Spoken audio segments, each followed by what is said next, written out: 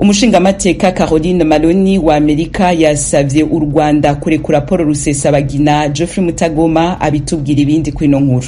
Urwo rwandiko rwashyizweho umukono n'umukuru wa komite ngenzuzi mu nteko ishinga amategeko ya Amerika, umutwe w'abadepite Caroline Maloni. Komite abereye umuyobozi igenzura imikorere rusange ya leta ya Amerika n'imiryango mpuzamahanga ibarizwamo. Ruvuga ko leta y'u Rwanda yakoresheje uburyo bufifitse gushukashuka no gufata bwana Paul Rusesabagina, bityo ikirengagiza inzira ziteganywa n'amategeko ya Amerika zerekeye gusaba no guhererekanya abakekwaho ibyaha. Ruvuga ko ibyo byinshi itegeko rya Amerika rigena inzira z'uko abakekwaho ibyaha birimo n'iby'iterabwoba bagomba gukurikiranwa cyangwa bagahabwa ibindi bihugu bibakurikiranyeho ibirego nshinjabyaha. Uwo mudepite avuga ko mu myaka 20 ishize Amerika yohereje mu Rwanda abantu 4 bakekwaho ibyaha, kandi ko izohereza abandi 4 nibarangiza ibihano byabo muri Amerika. Bityo ngo kuba leta y'u Rwanda yarirengagije ubufatanye bwari busanzwe hagati y'ibihugu byombi igafata bwana Paul Rusesabagina mu cyo yise gushimuta, bitisha gusa amategeko ya Amerika, ahubwo bigaragaza icyizere gike leta y'u Rwanda yifitiye mu kubona ibimenyetso simusiga bituma bwana Paul Rusesabagina afungwa. Urwo rwandiko kandi rusaba u Rwanda gushingira no ku mpamvu z'uburwayi bw'umutima n'umuvuduko mwinshi w'amaraso Rusesabagina wahonotse uburwayi bwa kanseri asanganywe, rukamurikura cyane cyane muri iki gihe icyorezo cya COVID-19 gica ibintu gishobora gushyira ubuzima bwe mu kaga.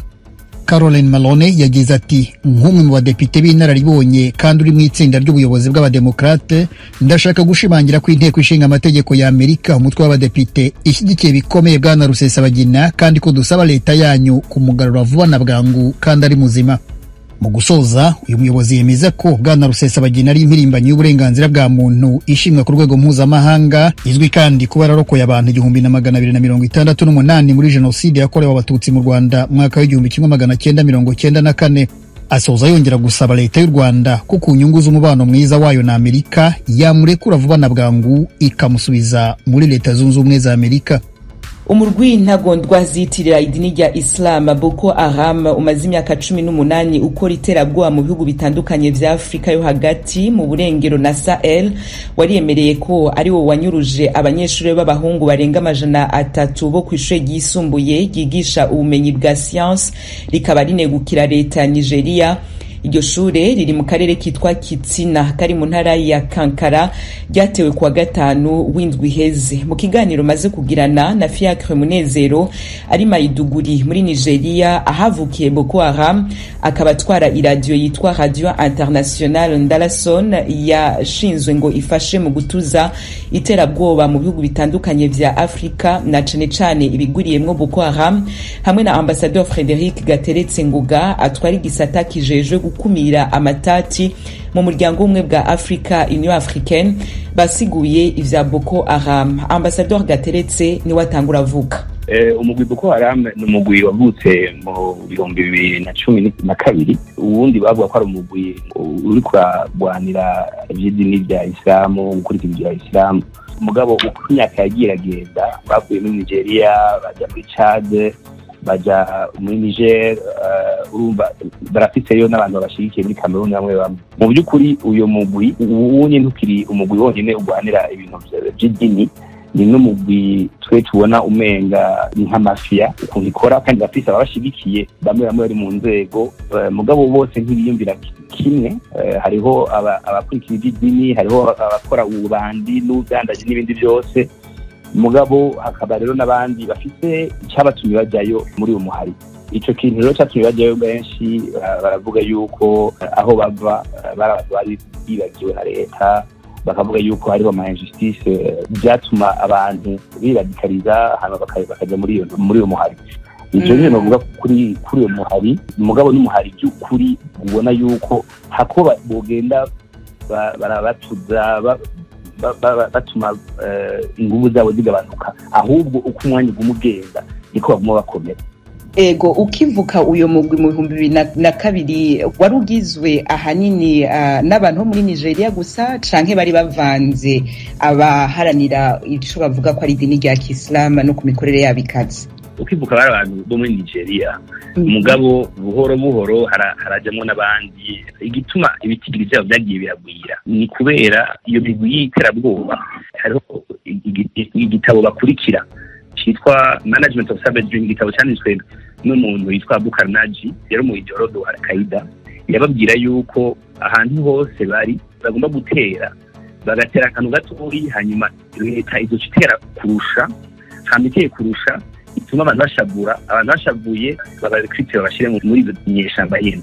Nibaza rero uko leta yagiye irishura agati akazina muntu kamererwa nabi cyane rwose muri ivyo bihugu yaratumye niyo migwi igendera komera. No kubwira yuko uyu mugwi wa Boko Haram ufise ibigwanisho bikomakomeye ushobora guhangana n'ibisirikare bikomakomeye kandi rimwe na rimwe bakanashobora no kwatsinda. Ego, Fiacre Munezero we ahuri Maiduguri haravugwa cyane Boko Haram.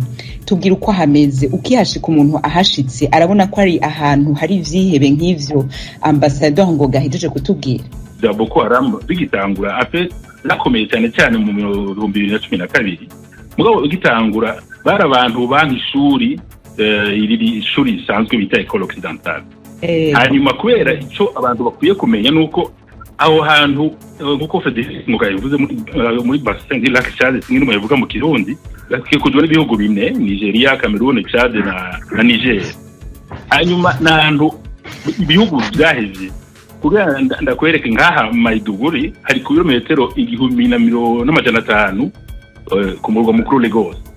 Mugabo hakaba ari hafi ya Chad ku kilometero 250. Ivyo Nigeria ikeneye ubutunzi bwayo mu manuko buri mu buraruko. Ibintu bibera hariya ni kure cyane nibavyitayeho mu bisanzwe umuntu yo bivuko. Hanyuma Cameroon nayo nabo nyene ni kure cyane gose yawunze. Abo bantu rero bakantu baba Islam. Leta yarabahevye ibiga nta mashuri nta bitaro. Abo rero baje hatanguye umuntu yitwa Yusuf we rero yabuze abantu kwiga amashuri kuko leta yazabahevye.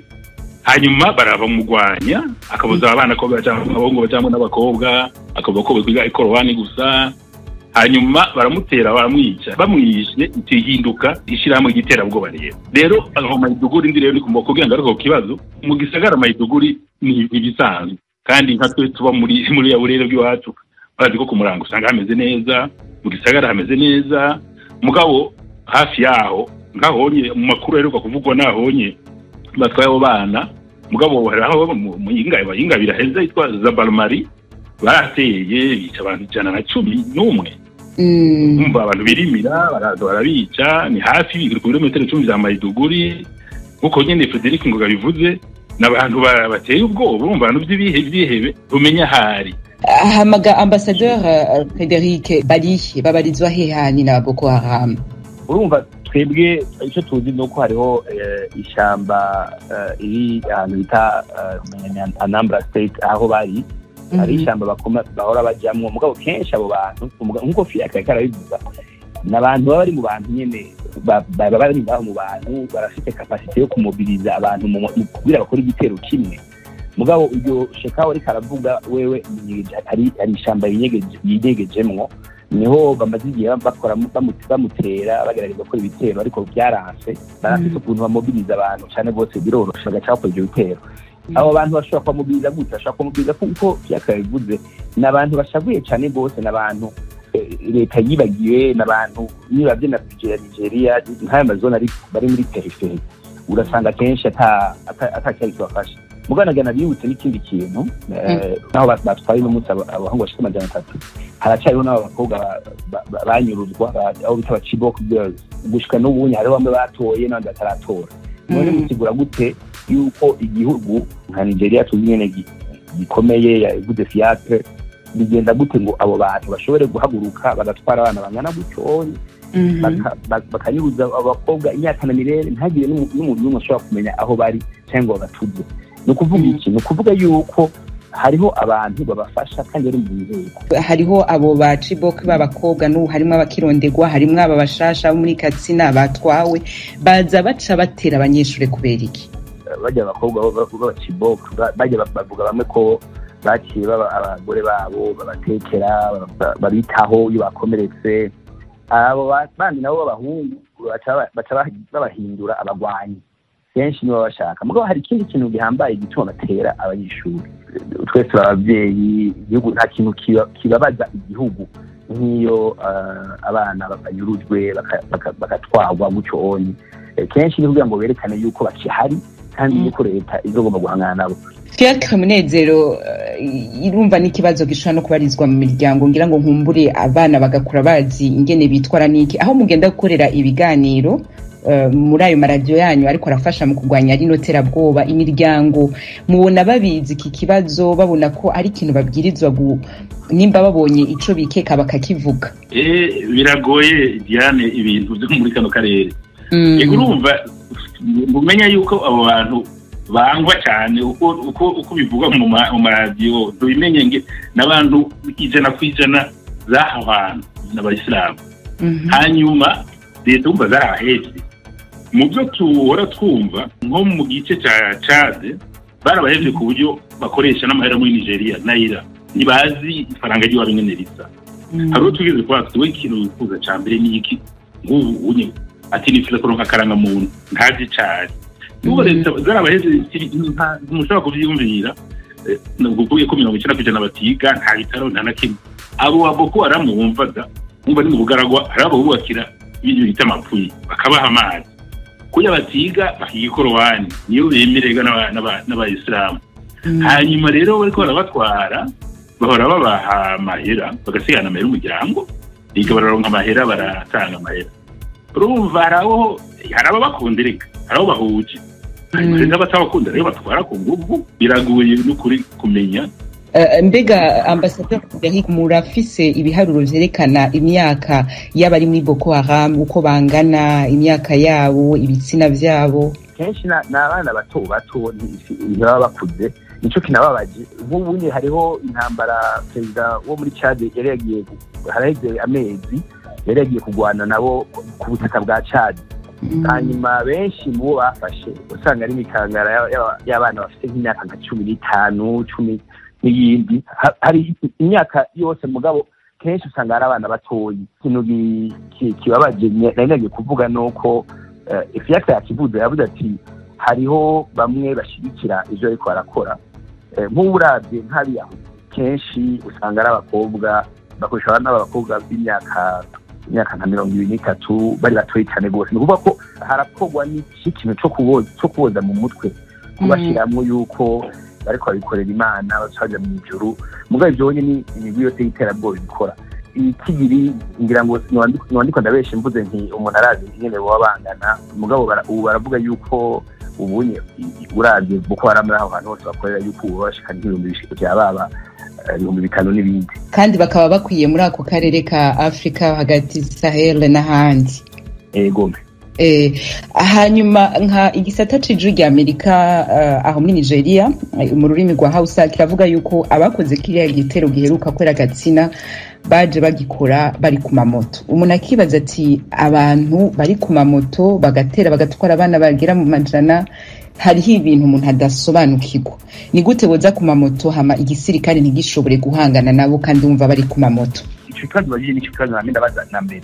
Bigenda gute ngo ushobore gutwara abantu bashika 300 cyangwa ngo muze n'amamoto ntagire n'uwabona, ntagire n'umuntu n'umwe amenya ibibaye? Ni ukuvuga yuko hariho abantu mu nzego bafasha cyane, ugasanga nk'ingabo aho batera ingabo ntizikwiye kuko baza ari benshi baje